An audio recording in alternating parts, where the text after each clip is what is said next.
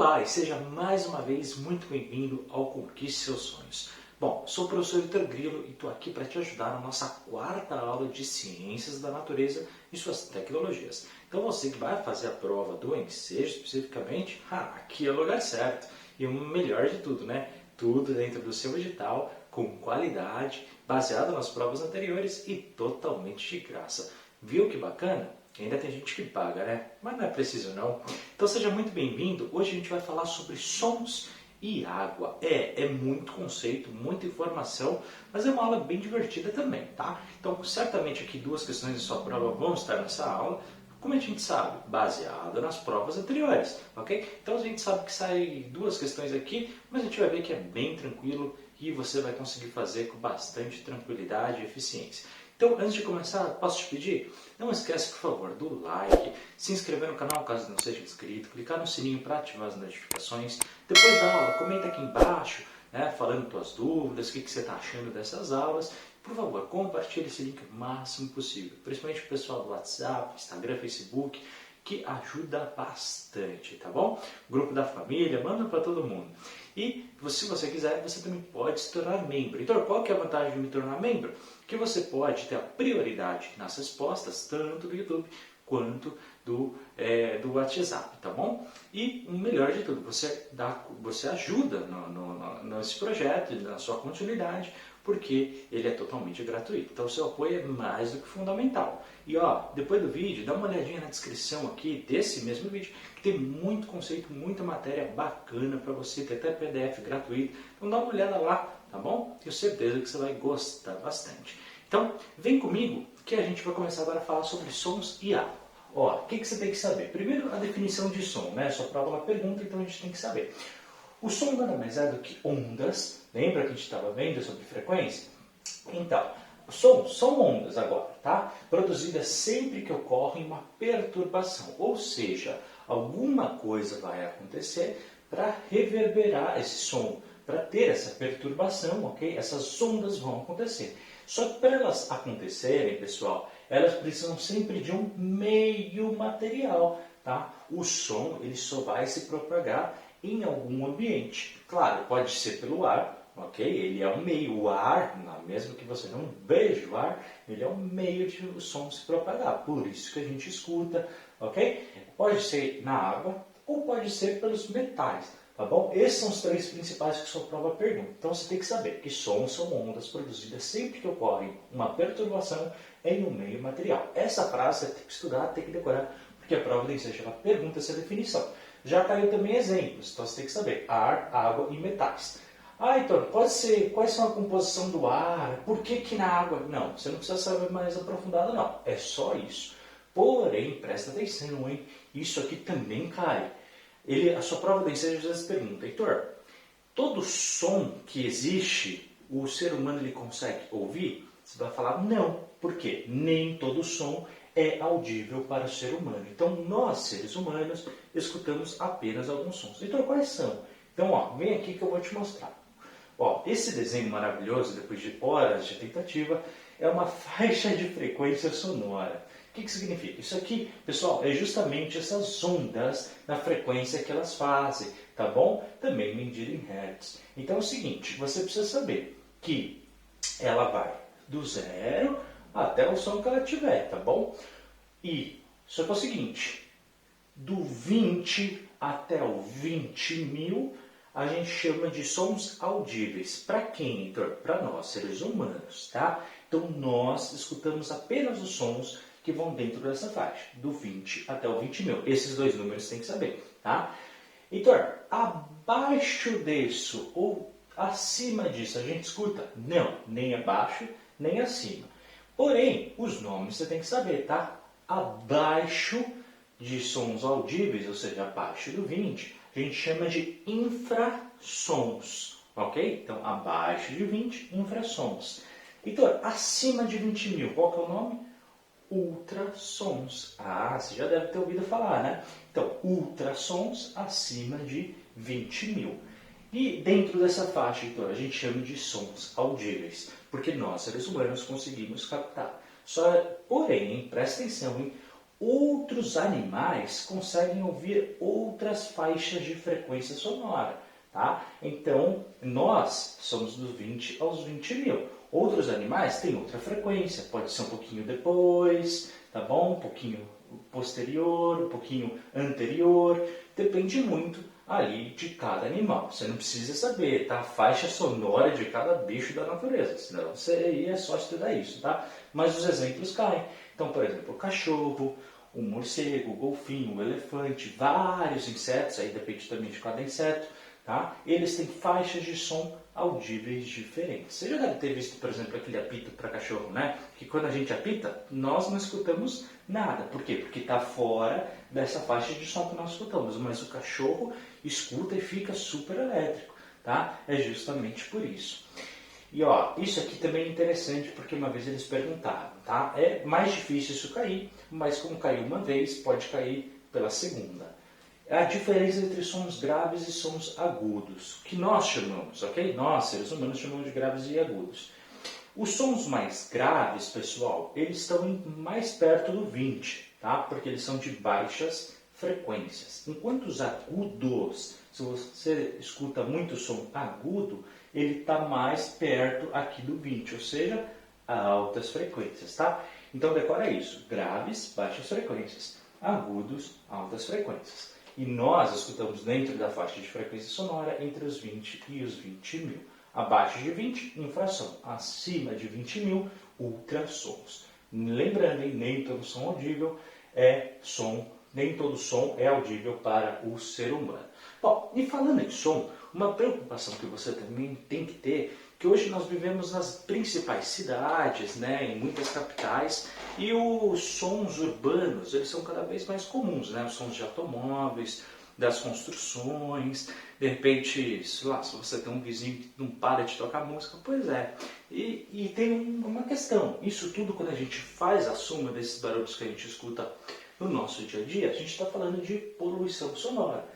Claro, quanto mais barulho a gente tiver, maior é essa poluição. Quanto mais perto das zonas urbanas que a gente está, maior é essa poluição. Tá? E você tem que saber isso aqui. Ó. Primeiro, o que é isso, né? Poluição sonora? É a intensidade da onda em decibéis. Ou seja, existe, claro, como tudo que tem número, né? A matemática gosta de aparecer e colocar, eles vão sempre medir os sons em decibéis.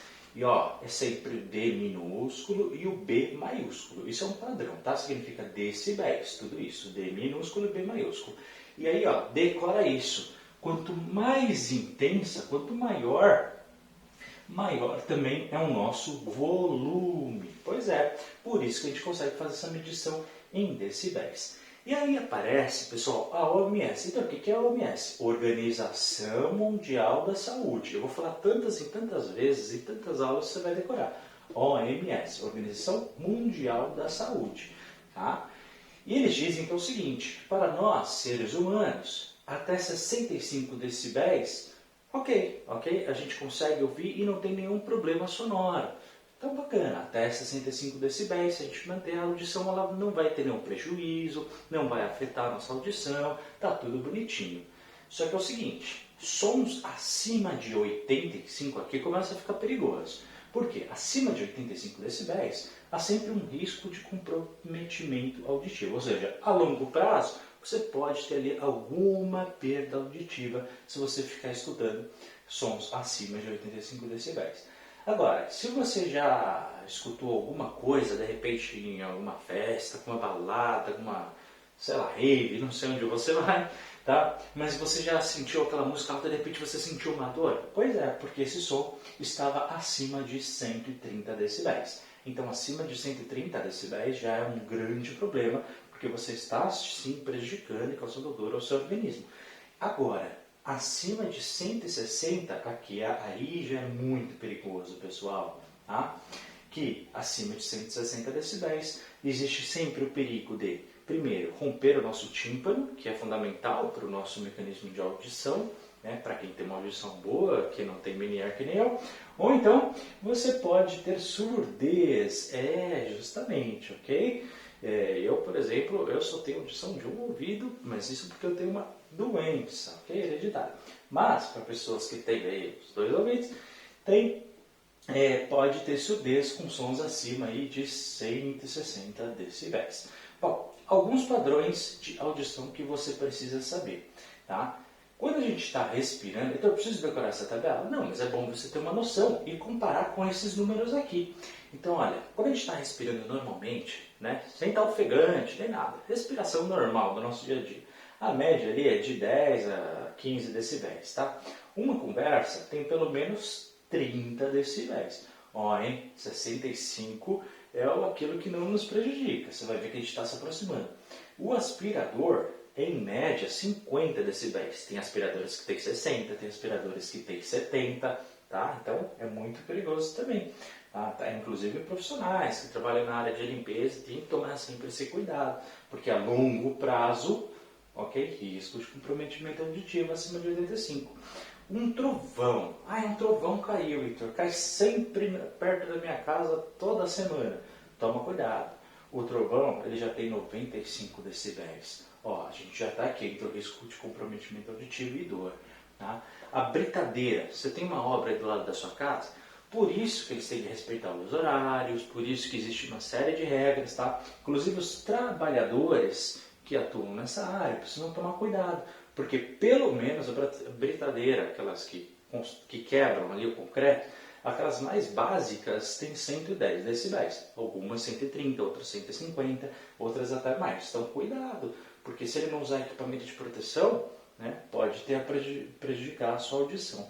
E um foguete, pessoal, um foguete na hora do seu lançamento vai entre 150 decibéis até 190 decibéis. Olha isso, se você estiver perto. Por isso que quando há um lançamento de foguete, as pessoas que quando estão vendo, você já deve ter visto vários filmes, principalmente filmes americanos, o pessoal fica observando ali o foguete.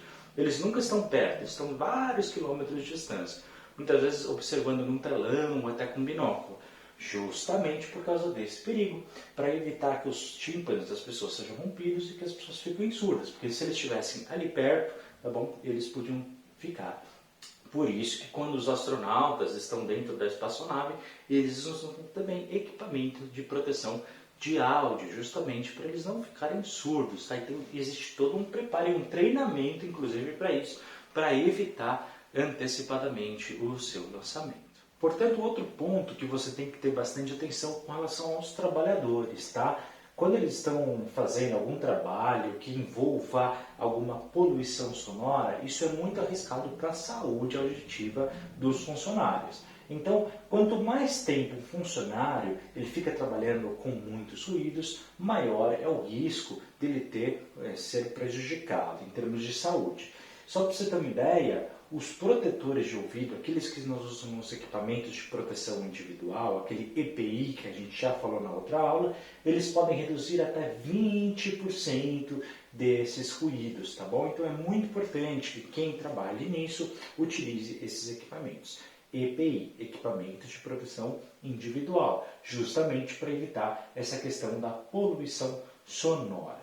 Pessoal, um outro ponto muito importante que sua prova ela vai perguntar, depois a gente vai se aprofundar em outros temas sobre isso, mas eu preciso começar a abordar, que é a questão da água. A água também é uma outra coisa que a gente vai ligar com a questão da poluição, sabe por quê? Hoje, principalmente nas grandes cidades brasileiras, principalmente nas capitais, em especial nas zonas urbanas, onde a gente tem maior concentração populacional, hoje nós temos, e na verdade não é de hoje, já há muitos e muitos e muitos anos, muitos problemas de enchentes e inundações, tá? Então, isso é algo que quem vive em cidade grande sabe, né? Parece que chove um pouquinho, aquilo já fica completamente inundado, já tem problemas de enchente. E a sua prova ela vai perguntar, como que a gente pode fazer isso? Bom, além de nós, como indivíduos, né, tentar evitar jogar lixo no chão, tentar fazer o melhor possível, né? O governo em si ele também pode fazer campanhas de conscientização, de ações para justamente fazer com que as pessoas evitem jogar entulhos na rua, por exemplo, evitar jogar lixos em locais inapropriados. E a sua prova ela vai falar, olha, é interessante que o governo faça ações preventivas e emergenciais, são coisas diferentes. Ações preventivas, ou seja, antes que aconteça, por exemplo, a chuva. Né? Então, por exemplo, se na sua cidade eles fazem aqueles piscinões, né, onde, por exemplo, eles constroem aqueles reservatórios de água. Quando chove, em vez da água ficar ali na cidade, vai lá para o subsolo e fica nesses espaços que o pessoal chama de piscinão, é uma ação preventiva. Quando eles fazem uma campanha de conscientização para as pessoas, olha, não joguem lixo na rua, isso é uma ação preventiva, é antes de acontecer. Porém, muitas vezes acontece, né? E mesmo com essas ações preventivas, há ainda o prejuízo. E às vezes acontece o quê? De acontecer enchentes e inundações por N motivos que também não eram previstos. Então, locais que antes não acontecia, acontece pela primeira vez, ou quando desmorona alguma região, quando cai alguma casa. Então, aí é necessário ações emergenciais, ou seja, olha, aconteceu um desastre, é preciso agir. E também é função do governo responder essas ações emergenciais. Por isso que muitos municípios, muitas cidades, têm verbas destinadas a justamente essas ações emergenciais por causa de enchentes e inundações que acontecem, tá bom? E há algumas ações humanas que nós fazemos como seres humanos, de maneira geral, né, de maneira coletiva, que também prejudicam e que estão ligados à questão da água, né? O primeiro ponto que você tem que saber é a contaminação dos lençóis freáticos. O que é isso, Heitor? Lençóis freáticos, eles ficam no nosso subterrâneo, tá? E eles que ficam ali alimentando, por exemplo, os rios e lagos que nós temos no nosso planeta, tá? Então toda a água, elas estão ali no subsolo, bem lá no fundo. Porém, quando nós utilizamos muitos fertilizantes em nossas plantações, ou então, né, nos nossos aterros sanitários, veja, a gente está numa sociedade de consumo. E para onde que vai esse lixo? Você acha que todo lixo é tratado? Não. Na grande maioria das cidades, eles simplesmente pegam uma área que tem um grande terra, tá, e simplesmente jogam o lixo. O que acontece? Com o tempo, esse lixo vai apodrecendo, vai se deteriorando e ele libera resíduos tóxicos. Pois é, dependendo até do material que vai se misturando e tudo mais. E ele entra no subsolo e adivinha para onde ele vai? Justamente para os lençóis freáticos, tá bom? Então, e isso vai e contamina, óbvio, toda a natureza, toda a água e todo mundo que depende daquela água, inclusive nós seres humanos, outros animais, as florestas e tudo mais, tá bom? Então isso é um processo muito perigoso que a gente está fazendo. Um outro segundo ponto que também é muito importante é a questão do desmatamento. Pessoal, o Brasil infelizmente é um dos líderes em desmatamento no mundo, né? A gente sabe disso e infelizmente nenhuma ação governamental de fato é realizada, né?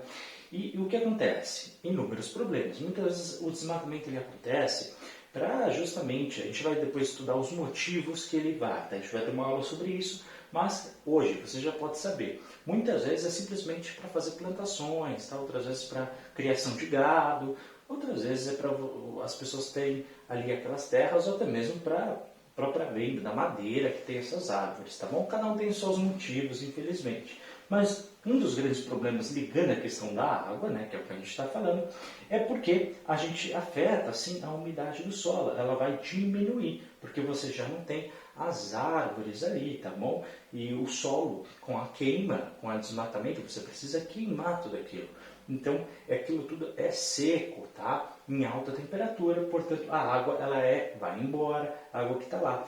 Com menos umidade, o solo ele vai ficar mais pobre, ok? Então, esse é um grande problema de ações humanas também, que já caiu na sua prova do incêndio. Por fim, terceiro e não menos importante, é a questão da impermeabilização do solo nas zonas urbanas. Heitor, explica? Claro, impermeabilização, pessoal, é quando a água não consegue passar. Olha, se você é de grande cidade, você já deve ter entendido o que eu estou falando. Provavelmente, por exemplo, São Paulo, Rio de Janeiro, concorda comigo que a gente tem muito mais áreas com cimento, áreas cinzas, do que florestas, ok? E isso causa um grande problema, porque quando a gente coloca muito cimento, muita zona urbana ali no chão, o que acontece? A água ela não passa, ou seja, acontece a impermeabilização. Tá? A água não vai para o subsolo, ela fica ali. Então, por isso que grandes zonas urbanas também têm enchentes. Tem como retornar isso? Tem, mas não fazem essas ações. Então, por isso que nas grandes cidades hoje em dia tem enchentes e inundações. Muito também, porque a água simplesmente vai do seu processo natural, quando chove ela cai na superfície e não tem para onde ir, porque está tudo com cimento, tá?